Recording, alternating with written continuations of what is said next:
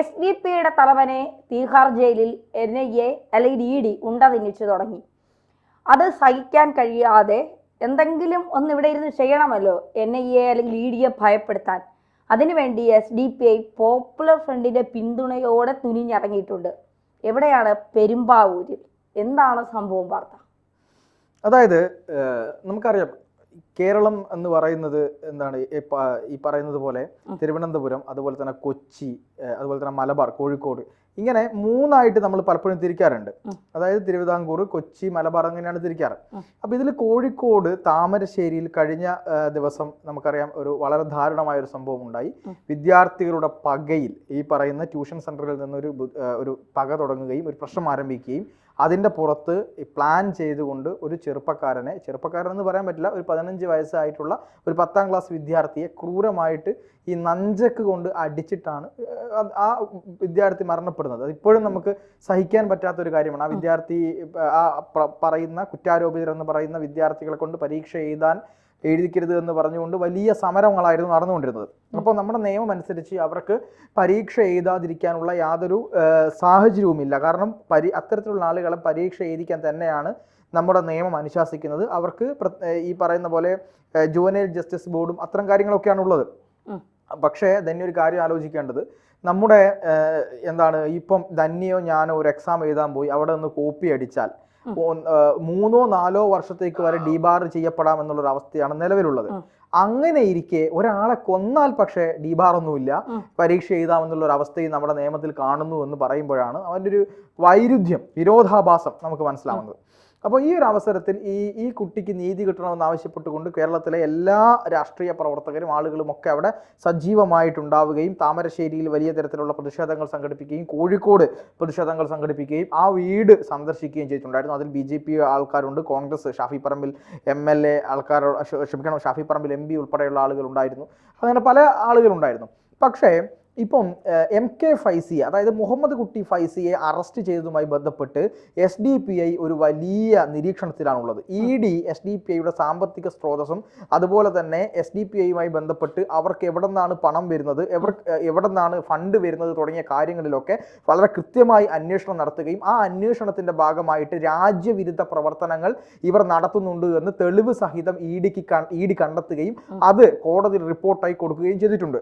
അതിൽ തന്നെ ഈ ED പറയുന്നത് PFI എന്ന് പറയുന്ന നിരോധിക്കപ്പെട്ട തീവ്രവാദ സംഘടനയുമായി ബന്ധപ്പെട്ട് PFIയുടെ രാഷ്ട്രീയമായിട്ടുള്ള ഒരു നാണയത്തിന്റെ ഇരുവശം എന്ന് പറയുന്നത് പോലെ PFI അന്ന് ഉണ്ടാക്കിയെടുത്ത ഒരു സംഘടനയാണ് SDPI എന്നും ഇവർ ഇന്റേണൽ ജിഹാദ് നടത്താൻ, അതായത് ഇവർ പറയുന്നത് പോലെ ഇവരുടെ മതഗ്രന്ഥത്തിൽ പറഞ്ഞതുപോലെ ഒരു ഇസ്ലാമിക രാഷ്ട്രം കെട്ടിപ്പടുക്കാനും ശരീഅത്ത് നടപ്പിലാക്കാനും ആഭ്യന്തരമായിട്ടുള്ള ജിഹാദ് നടപ്പിലാക്കാനും ഒക്കെ പരിശ്രമിക്കുന്നതിന്റെ ഭാഗമായിട്ട് അതിൽ രാഷ്ട്രീയ ഇടപെടലുകളിലൂടെ ഇപ്പൊ ജനാധിപത്യ രാജ്യമാണെങ്കിൽ അത്തരത്തിലുള്ള ഇടപെടലിലൂടെ ഈ അധികാരം പിടിച്ചെടുത്തുകൊണ്ട് അവിടെ നിന്ന് ഈ ഇന്റേണൽ ജിഹാദിന് ആരംഭം കുറിക്കണമെന്ന ലക്ഷ്യത്തോടു കൂടി പ്രവർത്തിക്കുന്നു എന്നാണ് ED കണ്ടെത്തിയിട്ടുള്ളത്. ഇത് വളരെ ഗുരുതരമായ ഒരു കാര്യമാണ്. കേരളത്തിലെ ഇടത് വലത് മുന്നണികൾ ഇവർക്ക് പിന്തുണ കൊടുക്കുമ്പോഴും ഇവരുടെ വോട്ട് വാങ്ങുമ്പോഴും രാഹുൽ മാങ്കൂട്ടത്തിൽ ഉൾപ്പെടെയുള്ളവർ ജയിച്ചപ്പോൾ ഇവർ പരസ്യമായിട്ട് SDPI പ്രകടനം നടത്തിയപ്പോൾ അതിനെതിരെ ഒരു അക്ഷരം പോലും ഉണ്ടാത്ത കോൺഗ്രസ് നേതാക്കന്മാരും SDPIയെ പരസ്യമായി വിമർശിക്കാൻ ധൈര്യമില്ലാത്ത ഇടത്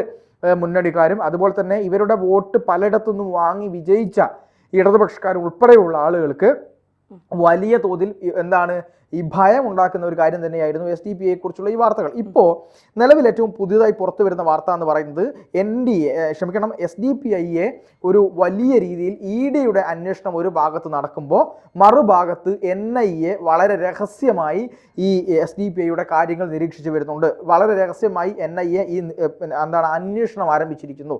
SDPIയെ കേന്ദ്രം പൂട്ടാൻ തന്നെയാണ് തീരുമാനിച്ചിരിക്കുന്നത് തുടങ്ങിയ വാർത്തകളൊക്കെ ഇപ്പോൾ പുറത്തു വരുന്നുണ്ട്. അതിനിടയിൽ വളരെയധികം നിരാശരാണ് ഇവരുടെ അണികൾ.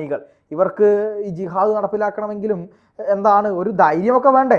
അതില്ല എന്നുള്ളതാണ് നമ്മൾ മനസ്സിലാക്കുന്നത്. അപ്പോൾ ഇവരുടെ ഈ ധൈര്യം വീണ്ടെടുക്കാൻ വേണ്ടി കേരളത്തിൽ പലപ്പോഴും ഞാൻ പറയുന്നത് പോലെ ഈരാറ്റുപേട്ട, മൂവാറ്റുപുഴ തുടങ്ങിയ മേഖലകളിലേക്ക് പ്രവർത്തനം വ്യാപിപ്പിക്കുകയും അവിടെ നിന്ന് പെരുമ്പാവൂരുണ്ട്, അത് ശക്തി കേന്ദ്രമാണ്. അപ്പോൾ അവിടെ നിന്നുകൊണ്ട് ഇവരുടെ ഒരു സ്ലീപ്പർ സെല്ലുകളെ വളർത്തിയെടുക്കുകയും ചെയ്യുന്ന ഒരു രീതി ഇവർ കാണിച്ചു വരുന്നുണ്ട്. അത്തരമൊരു സ്ലീപ്പർ സെല്ലുകളെ രഹസ്യമായി കൂട്ടിയോജിപ്പിച്ച് സംഘടനാ പ്രവർത്തനത്തിലേക്ക് എത്തിച്ച് ഒരു ഒരു ഒരു പ്രത്യക്ഷത്തിലൊരു രൂപമില്ല, പക്ഷെ പരോക്ഷമായിട്ടാണ് ഈ കാര്യങ്ങളെല്ലാം നടക്കുന്നത് എന്നാണ് റിപ്പോർട്ടുകൾ പുറത്തു വരുന്നത്. ഇതിനെ ഈ സ്ലീപ്പർ സെല്ലുകളെ SDPIയോടുകൂടി ചേർത്തുകൊണ്ട് SDPIയുടെ സമരവീര്യം തിരിച്ചുപിടിക്കാൻ, പോരാട്ടം തിരിച്ചുപിടിക്കാൻ, ഞങ്ങൾ നിങ്ങളോടൊപ്പം ഉണ്ട് എന്ന് പറയാൻ, അണികളുടെ ആത്മവീര്യം തിരിച്ചു പിടിക്കാൻ വേണ്ടി ഒരു വലിയ പരിപാടി നടത്താൻ ഇവർ ഒരുങ്ങുന്നു എന്നതാണ് പുറത്തു വരുന്ന വാർത്ത. എവിടെയാണ് ഒരുങ്ങുന്നത്, എന്തിനാണ് ഒരുങ്ങുന്നത്, അതാണ് ഏറെ രസകരം. അതായത് ഞാൻ നേരത്തെ പറഞ്ഞ ഈ കോഴിക്കോട് താമരശ്ശേരിയിൽ മരണപ്പെട്ടിട്ടുള്ള ഈ വിദ്യാർത്ഥിക്ക് നീതി കിട്ടണം, ഇവർക്ക് കൃത്യമായി ശിക്ഷ ഉറപ്പുവരുത്തണം, ആർക്ക്, ഈ പറയുന്ന കുറ്റാരോപിതർക്ക് ശിക്ഷ ഉറപ്പുവരുത്തണമെന്ന് പറഞ്ഞുകൊണ്ട് ഒരു പരിപാടി സംഘടിപ്പിക്കുന്നു. ആ പരിപാടി സംഘടിപ്പിക്കുന്നത് പെരുമ്പാവൂരാണ്. ഏറ്റവും വലിയ കാര്യം, ഈ സെക്രട്ടേറിയറ്റിന് മുന്നിൽ ഇവർ പരിപാടി സംഘടിപ്പിച്ചാൽ നമുക്ക് പറയാം, ഓക്കെ, മുഖ്യമന്ത്രിയും ആളുകളും അവിടെ ഉണ്ട്, ഭരണസ്ഥിരാ കേന്ദ്രമാണ്. ഇനി പോട്ടെ, കോഴിക്കോട് കളക്ടറേറ്റിന് മുന്നിൽ ഇവർ ഇത് പരിപാടി ഈ പറയുന്ന പോലെ പ്രതിഷേധം നടത്തിയെന്ന് നമുക്ക് പറയാം. കാരണം സംഭവം നടന്നത് കോഴിക്കോടാണ്, ആ പ്രദേശം ജില്ലാ ഭരണകൂടം എന്ന് പറഞ്ഞാൽ കോഴിക്കോടാണ്. ഇനി വയനാട്ടിൽ നടത്തിയാൽ പോലും നമുക്ക് പറയാം അതിർത്തി പ്രദേശമാണ് എന്നെങ്കിലും പറയാം, മലപ്പുറവും നമുക്ക് കൂട്ടാം, കാര്യം അതും അതിർത്തി പ്രദേശമാണ് എന്നെങ്കിലും പറയാം. പക്ഷെ ഇത് ഒന്നുമായും ബന്ധമില്ലാത്ത പെരുമ്പാവൂര്, അതായത് അന്യ സംസ്ഥാന തൊഴിലാളികളെ കൊണ്ട് നമുക്ക് ഇപ്പം പോയ മലയാളി ഏതാ, പിന്നെ അപ്പുറത്തുള്ള ബംഗാളി ഏതാ എന്ന് തിരിയാൻ പറ്റുന്ന സ്ഥലമാണ് ഇപ്പോൾ പെരുമ്പാവൂർ എന്ന് പറയുന്നത്. അവിടെ പോയിട്ട് ഒരു പരിപാടി സംഘടിപ്പിക്കുന്ന ഉദ്ദേശം എന്താ? ഒറ്റ ഉദ്ദേശമേ ഉള്ളൂ. അതായത് SDPI അതുപോലെ തന്നെ ഇസ്ലാമിക ഈ സ്ലീപ്പർ സെല്ലുകൾ ഏറ്റവും കൂടുതൽ ശക്തമായി അവർ ഒന്നിപ്പിക്കാൻ പറ്റുന്ന സ്ഥലം എന്ന് പറയുന്നത് ഈ പെരുമ്പാവൂരാണ് എന്നുള്ളത് കൊണ്ടാണ് അവിടെ പരിപാടി സംഘടിപ്പിക്കാൻ വേണ്ടിയിട്ട് ഇവർ തീരുമാനിച്ചിരിക്കുന്നത് എന്നാണ് ഏറ്റവും പുതിയ വിവരം. ആ വിവരം ഇത് സംഘടിപ്പിക്കാൻ പോലുള്ള ഇങ്ങനെ സംശയിക്കുമെന്നുള്ള വിവരം പോലും ഇവർക്കില്ല എന്നാണ് ഞാൻ മനസ്സിലാക്കുന്നത്. കാരണം ഇല്ലെങ്കിൽ അവിടെ കൊണ്ടുവച്ച് പരിപാടി സംഘടിപ്പിക്കില്ലല്ലോ. ഈ ബംഗാളികൾ എന്ന് പറഞ്ഞുകൊണ്ട് കേരളത്തിലേക്ക് വരുന്ന പല ഈ ബംഗ്ലാദേശുകാരുമാണ് എന്നുള്ളത് യാഥാർത്ഥ്യമാണ്. ആ ബംഗ്ലാദേശുകാരെ ഉൾപ്പെടെയുള്ളവരെ കൂട്ടി യോജിപ്പിച്ചുകൊണ്ടാണ് ഇവിടെ ഇന്റേണൽ ജിഹാദ് നടപ്പിലാക്കാൻ വേണ്ടിയുള്ള ശ്രമം നടക്കുന്നത് എന്ന് NIA അന്ന് തന്നെ പറഞ്ഞിരുന്നു. അപ്പോൾ ഇത് പെരുമ്പാവൂരിൽ തന്നെ ഈ പരിപാടി നടക്കുന്ന സമയത്ത്, പ്രതിഷേധം നടക്കുന്ന സമയത്ത് നമ്മൾ ഒരുപാട് കാര്യങ്ങൾ ആലോചിക്കേണ്ടതുണ്ട്. കേരളത്തിലെ പോലീസിന് പിന്നെ ഇതൊന്നും ഒരു പ്രശ്നമല്ല. അവർക്ക് ഈ ഹെൽമെറ്റ് പിടിക്കാനും അതുപോലെ തന്നെ ആരെങ്കിലും പിന്നെ ലൈസൻസ് ഇല്ലാതെ വണ്ടി ഓടിക്കുന്നുണ്ടോ നോക്കാനൊക്കെ അവർക്ക് സമയമുള്ളൂ. അതൊന്നും സമയമില്ല എന്നാണ് നമ്മൾ ഇതിലൂടെ മനസ്സിലാവുന്നത്. അതെ, ഇപ്പോൾ SDPI എന്ത് ചലിച്ചാലും NIAയുടെ റഡാറിലാണ് SDPI. എവിടെ ഇവർ തീരുമാനിച്ചാലും, ഇനി PFI ഇതിൻ്റെ പിന്നിലിരുന്നു കൊണ്ട് കാര്യങ്ങൾ പറഞ്ഞു കൊടുത്ത് SDPIയെ കൊണ്ട് ചെയ്യിപ്പിച്ചാലും SDPI NIAയുടെ റഡാറിലാണ്. അപ്പോൾ എന്തെവർ പ്ലാൻ ചെയ്താലും അത് തകർക്കാൻ NIAക്ക് കഴിയുന്ന കേന്ദ്ര ഏജൻസികൾക്ക് കഴിയുമെന്നുള്ളതാണ്. ഇപ്പോൾ SDPI ഒരു രാഷ്ട്രീയ പാർട്ടിയാണ്. ആ രാഷ്ട്രീയ പാർട്ടി സമൂഹത്തിൻ്റെ നന്മയ്ക്ക് വേണ്ടി പ്രവർത്തിക്കുന്നതാണ് എങ്കിൽ തീർച്ചയായിട്ടും ആർക്കും ഒരു എതിർപ്പില്ല എന്നുള്ളതാണ്. നമുക്ക് രാഷ്ട്രീയ പാർട്ടികളെ വിമർശിക്കാം, നമ്മൾ വിമർശിക്കാറുണ്ട്. കോൺഗ്രസിനെയും CPM-നെയും BJP-യും ഒക്കെ ഉൾപ്പെടുന്ന പാർട്ടികളെയും അവരുടെ ഘടകകക്ഷികളെ ഒക്കെ നമ്മൾ വിമർശിക്കാറുണ്ട്. പക്ഷേ SDPI നഖശിഖാന്തം വിമർശിക്കല്, എതിർക്കുന്നത് എന്തുകൊണ്ടാണ്? അരിയും മലരും കുന്തിരിക്കോ കരുതി വെച്ചോ, ഞങ്ങൾ വരുന്നുണ്ട് കാലന്മാർ എന്ന് പറഞ്ഞ ഞങ്ങൾ വരുന്നുണ്ട് എന്ന് പറയുന്നത് ഇന്ത്യയിലെ ജനങ്ങളെ മുഴുവൻ, അതായത് ഒരു പ്രത്യേക വിഭാഗത്തിലെ ജനങ്ങളെ മുഴുവൻ ഞങ്ങൾ തീർക്കും, എന്നിട്ട് ഞമ്മൻ്റെ രാജ്യം ഉണ്ടാക്കാൻ നമ്മൾ ഏത് വിധേനയും അല്ലെങ്കിൽ ഏത് അറ്റം വരെയും പോകും എന്ന് പറയുന്ന SDPIയുടെ നയത്തെയാണ്, അത്തരം SDPIയുടെ വിവരക്കേടിനെയാണ് നഖശിഖാന്ത് നമ്മൾ എതിർക്കുന്നത്. ഇപ്പോൾ നമുക്ക് പിന്നെ RSS വളർന്നാലും നമുക്ക് പ്രശ്നമില്ല, SDPI വളർന്നാലും പ്രശ്നമില്ല. പക്ഷെ ഇന്ത്യയെ തകർക്കുന്ന രാജ്യദ്രോഹികൾ വളർത്താൽ മാധ്യമപ്രവർത്തകരുന്ന രീതികൾ നഖശിഖാന്ത് നമ്മൾ എതിർക്കും. അതിനെ ജിഹാദികളെ സൂചിപ്പിക്കാനായി RSS വളരും, അതുകൊണ്ട് ഞങ്ങൾ SDPIയുടെ അക്രമം കണ്ടുകൊണ്ടിരിക്കും, നോക്കിക്കൊണ്ടിരിക്കും, ഞങ്ങളത് വാർത്തയാക്കില്ല എന്ന് മീഡിയ മലയാളം ഒരിക്കലും പറയില്ല. SDPI തെണ്ടിത്തരം കാണിച്ചാൽ അത് വിളിച്ചു പറയുക തന്നെ ചെയ്യും. ഇനി RSS നെറുകേട് കാണിച്ചാൽ അത് വിളിച്ചു പറയുക തന്നെ ചെയ്യും. BJP നെറുകേട് കാണിച്ചാൽ അത് വിളിച്ചു പറയുക തന്നെ ചെയ്യും. വിളിച്ചു പറയും, എതിർക്കില്ല. അതെന്തുകൊണ്ടാണ്? CPM-ഉം കോൺഗ്രസും BJP-യും രാജ്യത്തെ ഭിന്നിപ്പിക്കാനോ രാജ്യ വിരുദ്ധ ശക്തികൾക്കൊപ്പമോ അല്ല.